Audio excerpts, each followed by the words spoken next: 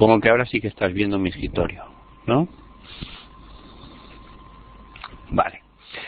Bueno, entonces vamos a ejecutar el Emacs.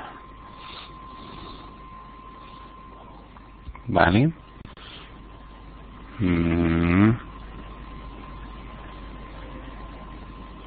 Vamos a ponerlo un poco más grande para que lo podáis ver.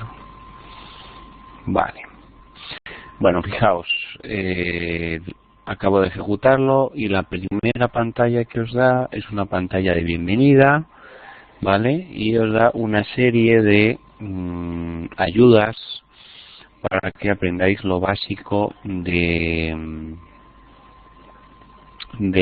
este entorno de programación, ¿vale? Sí que quiero deciros que no solo podéis utilizar este entorno de programación para programar en Lisp, sino que lo podéis utilizar para cualquier lenguaje de programación, ¿vale? Pero Emacs está hecho en Lisp y por tanto tiene un intérprete de Lisp, ¿vale? Entonces, el tutorial que os he dicho que os miréis, me parece que es este, que os va diciendo una serie de indicaciones, ¿vale? Os va diciendo una serie de indicaciones de cómo se puede utilizar el teclado para poderse mover por la pantalla en el Emacs y muchas otras cosas, ¿no? Daos cuenta que cuando surgió este lenguaje, pues no era común que las teclas de dirección estuvieran en todos los teclados, ¿vale? Incluso hoy en día, si os cambiáis de ordenador y estáis en otro país, tendréis otra codificación distinta de los caracteres y el teclado será distinto, pero con estas indicaciones de cómo os podéis mover dentro de un fichero en Emacs, se supone que en cualquier país con un teclado occidental podríais moveros sin tener que cambiar la codificación del teclado, ¿vale? Entonces esa es una de las ventajas que puede tener, ¿no? Fijaos que tenéis aquí un menú, bueno, pues el típico menú que tienes un editor de texto, pero tenéis aquí un menú que no suele aparecer. En Emacs hablamos de buffers en vez de ventanas, ¿vale? Entonces fijaos que tenemos ahora mismo el buffer tutoriales, que si os dais cuenta aquí abajo es donde os aparece el nombre del buffer, ¿vale? También nos está indicando aquí abajo, esta ventana de aquí abajo, nos está indicando que esta ventana es la línea de comandos o por donde sale lo que ejecutamos en Emacs, ¿vale? O lo que interpretamos con Lisp, sale en esta ventana de aquí abajo, ¿vale? Tenemos entonces ahora mismo 4 buffers abiertos y podemos ir de uno a otro pues simplemente pulsando, ¿vale? Volvemos aquí al primero de Emacs y podemos ir de nuevo al tutorial y seguir con el tutorial, ¿vale? En el tutorial os dice que hagáis una serie de modificaciones, no pasa nada porque borréis texto en este tutorial, puesto que este tutorial está en local en vuestra máquina y mientras no lo salvéis pues no pasa nada, ¿vale? Entonces simplemente cuando volvéis a iniciar Emacs podéis volver otra vez al tutorial sin los cambios que vosotros habéis hecho, ¿vale? Vamos a ir a esta página. Fijaos que si tenemos un nuevo fichero podríamos hacerlo de dos formas distintas. Si tenemos un fichero que queremos abrir, podríamos hacerlo con Open a File y entonces nos lleva a la ventana para abrir un fichero, ¿vale? Yo os he preparado ya un fichero para que vayamos un poco más rápido en esta presentación, bueno, en esta introducción a Lisp, y el fichero que os tengo preparado pues tiene una serie de funciones que ya os he hecho para que veáis lo que puede suceder al ejecutar esas funciones y cómo se ejecutan, ¿vale? Entonces vamos a abrir un fichero. Una cosa importante que tenéis que saber es cómo crear un nuevo fichero. Os vais a File y os vais a Visit New File, ¿vale? Fijaos que la mayoría de comandos en Emacs se pueden utilizar también con las teclas sin tener en cuenta el ratón, ¿vale? La C significa la tecla Control, y cuando os aparece una C-X quiere decir que tenéis que pulsar el Control y la X, ¿vale? Entonces, ¿esto qué quiere decir? Que vamos a hacer un nuevo fichero. Si pulsamos Control X, Control F, nos va a pedir la ruta de ese nuevo fichero, pero nos la va a pedir en esta línea de comandos de aquí abajo, ¿vale?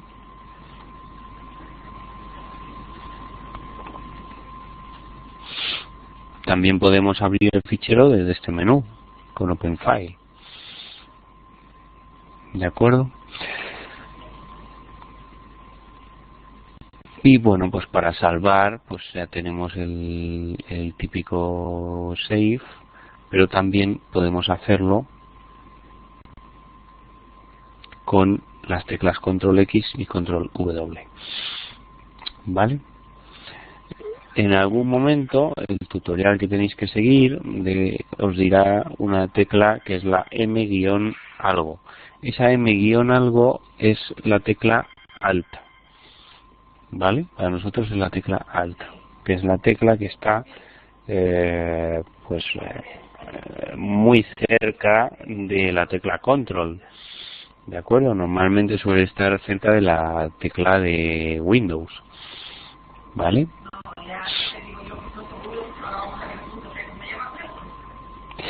Vale, entonces vamos a abrir el fichero que os tenía preparado y vamos a ir ejecutando las sentencias que os tenía preparadas, ¿vale? Entonces vamos a abrir Ingeniería de Conocimiento, curso 2013-2014, Introducción a Lisp, y yo os tenía preparado este fichero. Fijaos que podemos salvar el fichero con extensión LSP, que es un Common Lisp, o bien con extensión ELISP, que es el lenguaje de Lisp de Emacs, ¿vale? Si tenemos alguna sentencia que sea propia de Emacs y no sea propia de Common Lisp, conviene que lo salvemos en extensión EL, ¿vale? Para que Emacs pueda interpretar esas sentencias y las coloree de forma adecuada, ¿vale? Si tenemos un lenguaje de programación que utilizamos que no tiene ninguna sentencia propia del lenguaje ELISP, porque el lenguaje de Lisp pues incluye sentencias para poderse mover por las ventanas, borrar los buffers, ¿de acuerdo? Ya eso lo veremos después. Pues conviene que lo pongamos con extensión EL, ¿vale?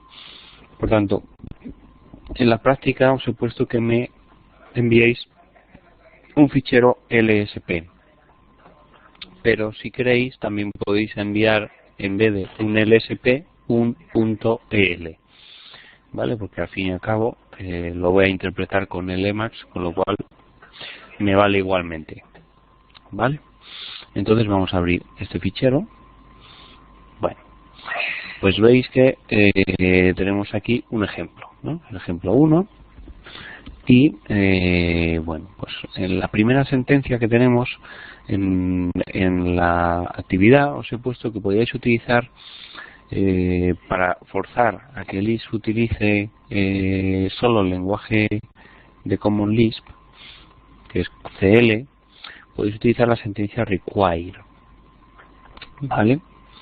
Pero es incluso mejor utilizar esta sentencia que os he puesto.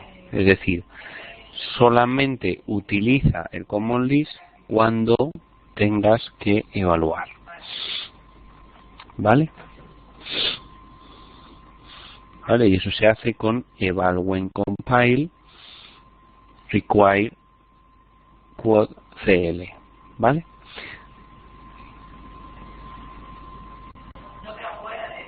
Vamos a ejecutar esta sentencia. ¿Vale? ¿Cómo se ejecutan sentencias en este entorno, en el entorno Emacs? Me pongo al principio, veis el cursor, ¿no? Pues el cursor lo desplazo al final y pulso la tecla Control X y Control E, me está evaluando. ¿Vale? Fijaos que aquí ha aparecido, abajo del todo donde pone Messages, ha aparecido CL. Nos está indicando que va a utilizar el lenguaje Common List, o sea, las definiciones de funciones de Common List cuando tenga que evaluar. ¿Vale? Habíamos visto las funciones setf. ¿Vale? ¿Qué pasa si utilizáis setf y no le decís que es un Common List cuando evalúe? Pues setf os va a dar un error. Os va a decir que no existe. ¿Vale? Entonces es importante que pongáis esta sentencia o bien el require quote cl, ¿vale? O cualquiera de estas dos sentencias pues os va a valer para que os coja la función setf, ¿vale? Entonces fijaos que Lisp, o por lo menos Emacs, lo que os hace es que os va coloreando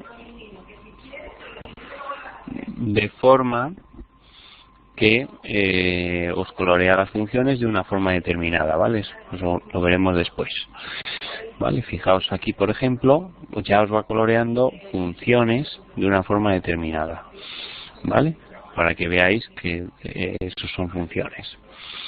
¿Qué más ayudas tiene Emacs? Pues fijaos, si borro un paréntesis y meto un paréntesis nuevo, me está diciendo a quién cierra ese paréntesis. ¿Vale? ¿Lo habéis visto? Voy a borrar dos, meto uno, me dice que este cierra este y que necesito otro más para cerrar la sentencia. ¿Vale? Ahora vamos a pulsar Control X y luego Control E. Me ha evaluado la variable días y le ha metido esa lista que os he puesto ahí, lunes, martes, jueves, viernes, ¿vale? Fijaos que aparece aquí abajo, lunes, martes, jueves, viernes. Siempre lo que evaluáis aparece aquí abajo. En el caso de que haya algún error en la fórmula, os va a salir un error en el compilador, en el intérprete, ¿vale? Entonces, vamos a provocar un error. Vamos a ponerse sin la T y vamos a ejecutar,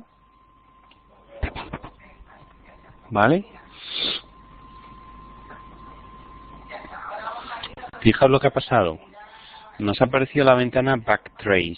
Backtrace lo que hace es el depurador de Emacs, ¿vale? Y nos está diciendo que no existe la función sef, ¿vale? ¿Dónde lo dice? Pues fijaos, lo está diciendo por aquí, ¿vale? Está haciendo un eval de la secp. Secp es el nombre de la función que está evaluando, nil, ¿vale? Entonces, bueno, pues está diciendo que cuando os aparece un error de este tipo, quiere decir que la función no existe, ¿vale? Y aquí es donde os dice el error. Void function sef. O sea, la función está vacía. No existe esta función, ¿vale? Si ahora ponemos una T, ahora poner una T minúscula, nos vamos al final, evaluamos con control X y control E, volvemos a tener lunes, martes, jueves, viernes, ¿vale? Vamos a ir bajando, ¿vale? Podemos hacerlo con las teclas control N para bajar o control P para subir, ¿vale? Con control N bajamos a la siguiente línea y fijaos qué es lo que os he puesto. Os he puesto una función que es print. ¿Qué es lo que hace la función print? Lo que hace es imprimir lo que tenemos por pantalla. Entonces, si por alguna razón tenéis alguna función y no sabéis lo que vale una determinada variable, podéis utilizar la función print, ¿vale? Entonces, control X, control E, ¿y qué es lo que pasa? Que no salen dos veces lunes, martes, jueves, viernes, lunes, martes, jueves, viernes. ¿Por qué pasa eso? Porque, como os he dicho, en Lisp se evalúan, cuando hay funciones, se evalúa todo. Se evalúa la función y se evalúa el argumento. Entonces, la evaluación de días produce esta lista. Y luego, la salida de print es esta misma lista, ¿vale? Por eso pasa eso. ¿Cómo haríamos para modificar el segundo elemento de la lista y poner, en vez de martes, poner miércoles? ¿Vale? Pues muy fácil. Simplemente con setF pondríamos setF del segundo de la lista de días y decimos que es quote miércoles. ¿Vale? Fijaos que el quote es importante porque lo que vamos a poner a continuación es no el string miércoles, sino el símbolo miércoles, ¿vale? Que es un átomo. Entonces, si pulsamos control X, control E, ¿vale? Me devuelve que ha insertado miércoles, por eso pone miércoles, ¿vale? ¿Cómo vamos a saber si hemos insertado miércoles? Volvemos a imprimir la variable días, control X, control E, y fijaos que efectivamente me ha puesto miércoles en el segundo día, ¿vale? Vamos a probar a hacer esto con setQ, ¿vale? Entonces ponemos paréntesis, setQ, second de días, miércoles, y vais a ver como seguramente nos va a dar un error.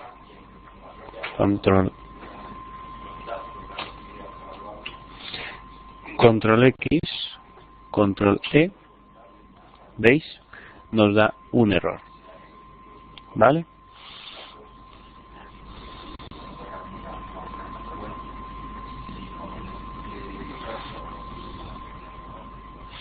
Fijaos el error. Te das cuenta que en la ventana del backtrace se van poniendo los errores desde arriba hacia abajo, ¿vale? Entonces lo primero que tenemos que ver es el tipo de error, ¿vale? Dice wrong type argument symbol p second días, ¿vale? ¿Por qué? Porque setQ no espera un símbolo, ¿de acuerdo? Entonces esa es una de las diferencias con setF. setF es más de alto nivel que setQ, por tanto pues podéis imaginar que cuando invocamos a setF invoca a setQ de alguna manera, ¿vale? Bueno, ¿qué vamos a hacer entonces aquí? Pues vamos a ir al principio de la línea y le vamos a poner un comentario. ¿Cómo se ponen los comentarios en Lisp? Con un punto y coma. Todo lo que pongáis a partir del punto y coma en la misma línea es un comentario. Por tanto, eso no lo va a evaluar el intérprete, ¿vale? Lo comentamos puesto que esa sentencia da un error y si quisiéramos ejecutar todo de una vez nos daría un error al ejecutar, ¿vale? Estos son los ejemplos que os había puesto en la presentación, pero es para que veáis que los ejemplos funcionan y que van dando los resultados que os había puesto, ¿vale? Entonces vamos a ir ejecutando cada uno por separado, ¿no? Entonces, control X, control E, veis que nos da la lista ABC abajo del todo. En el backtrace no. En el backtrace es la ventana que está aquí abajo, ¿vale? Vamos a ejecutar de nuevo para que lo veáis. Abajo del todo, en la línea de comandos, que es la última ventana, está la lista ABC, ¿vale? ¿Qué nos va a dar car L? Pues nos va a dar una A, ¿vale? Fijaos que la A que nos da es un elemento, es un átomo, mientras que el CDR, control X, control E, nos da BC, que es una lista. ¿De acuerdo? Bien, ¿qué nos va a dar el car del CDR de L? Pues D, o sea, el second, ¿vale? ¿Y qué nos va a dar el car del CDR de L? Pues C, que es el último elemento, ¿vale? Bueno, ¿y qué nos va a dar NTH de 2 de L? Fijaos que lo mismo, C. ¿Por qué? Porque empieza a contar desde 0. La posición 0 es la A, la posición 1 es la B y la posición 2 es la C, ¿vale? Si queréis podemos cambiar esto por 0 y veréis cómo nos sale una, ¿vale? Lo volvemos a poner con un 2 y volvemos a evaluar, ¿vale? Bueno, vamos a ver una nueva función que os la he adelantado antes, que es length de L. ¿Qué nos dará length de L? La longitud de la lista, el número de elementos que tiene la lista, ¿vale? Hemos visto que son 3 elementos. Bueno, ¿cómo implementaríamos la función last, por ejemplo? Pues una forma de implementar la función last es coger la función NTH. Ponemos NTH de algo de la lista, ¿vale? Entonces, fijaos que aquí NTH espera que sea un número, ¿vale? Les hemos dicho que vamos a poner length de L, ¿vale? Si ejecutamos esto, nos va a dar un error, porque va a intentar coger el NTH de 3, y el NTH de 3 no existe, ¿vale? Vamos a ejecutarlo para que veáis el error. Control X, control E, y veis que hay un error, ¿vale? Dice void function length, ¿vale?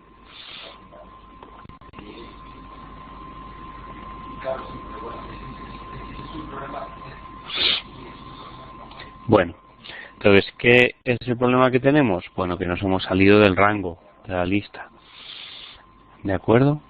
Entonces volvemos y nos damos cuenta que es que simplemente hay que restarle a length de L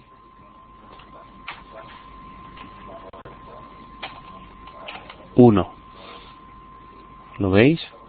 Tened en cuenta que estamos haciendo siempre notación preorden. O sea, si queremos hacer una resta o una suma, siempre tenemos que poner la función al principio y luego los argumentos, ¿vale?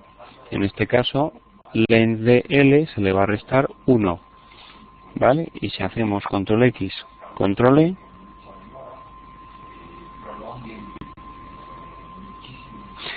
vale.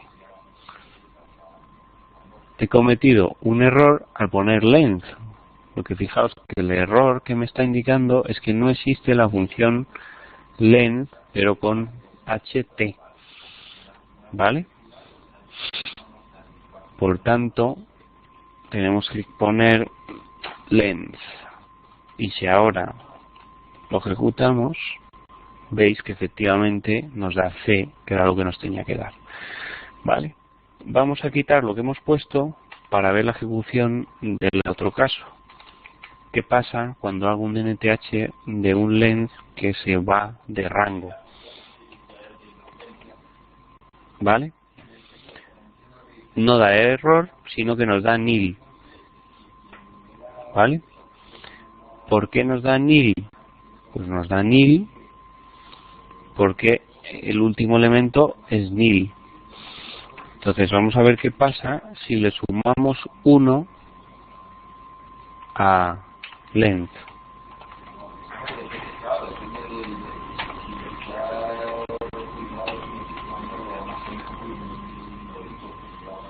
¿Vale? Nos sigue dando nil.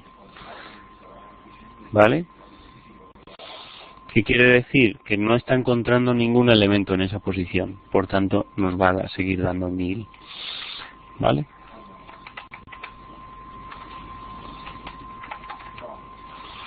Ahora bien, ¿qué pasa si le pasamos una letra?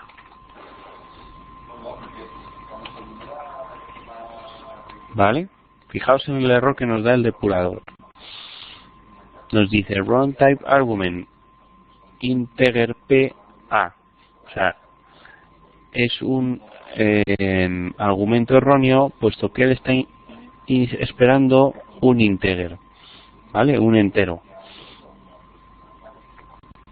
Y entonces está diciendo que A no es un entero, sino que es un carácter, ¿vale?